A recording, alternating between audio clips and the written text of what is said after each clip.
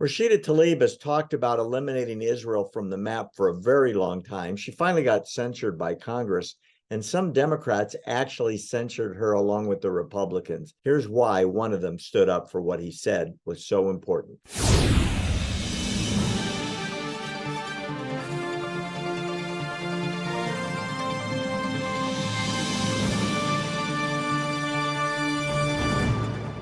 There's a congressman, Claire, Democrat, Brad Schneider. He's a liberal. He's one of 22 Democrats who voted alongside the Republicans to censure Rashida Tlaib over her consistent anti-Israel remarks. For those that don't know, they should know, Tlaib was censored for, among other things, posting a video on X using the slogan "From the river to the sea, Palestine will be free," therefore promoting the idea of no Israel anymore, because that's where Israel is located, from the river to the sea.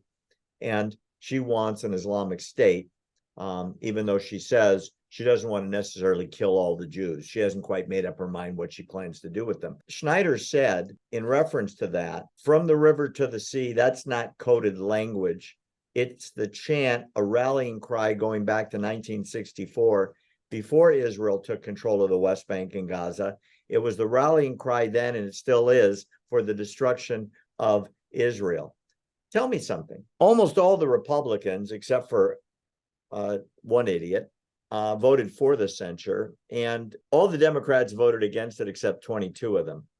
It wasn't unanimous. It should have been. This was after the slaughter by Hamas. She was censured by a vote of 234 to 188. It's basically symbolic. Nothing happens to her. They're not going to kick her out of Congress. Why didn't all the Democrats stand up for that? Yeah, I mean, that's a very good question, isn't it? And the problem here is that the population in Michigan of the district of Representative Rashida Tlaib are the people who elected her to office. Now, she is the daughter of a father and a mother who come from East Jerusalem on the one side, and from a town near Ramallah in Samaria on the other side. She herself was born in America, but she obviously imbibed, the Jew hatred that is doctrinally commanded, obligated by Islam.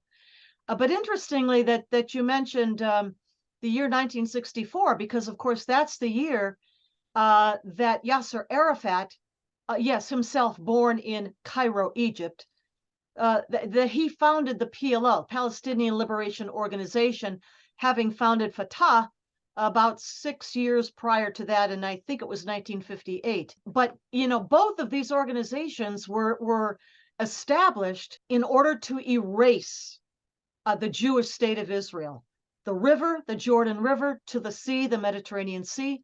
It means wipe out the Jewish population of the ancestral homeland of the Jewish people. And to do that, they had to invent, or they had to go back, dig back into the Tanakh.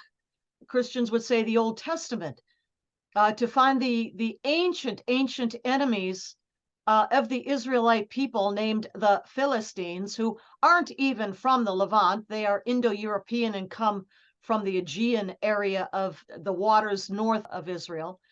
Yeah, dig back there to find they were Greeks. They were Greeks, and so they had to dig way back there to dredge up that name that was first dredged up by the Romans after the Bar Kokhba rebellion of 134, 5, 6 or so, current era. So, I mean, all of this is history that people should know, going back to some of those university students we're talking about. Perhaps they don't, but the bottom line of it is enmity to the Jewish people.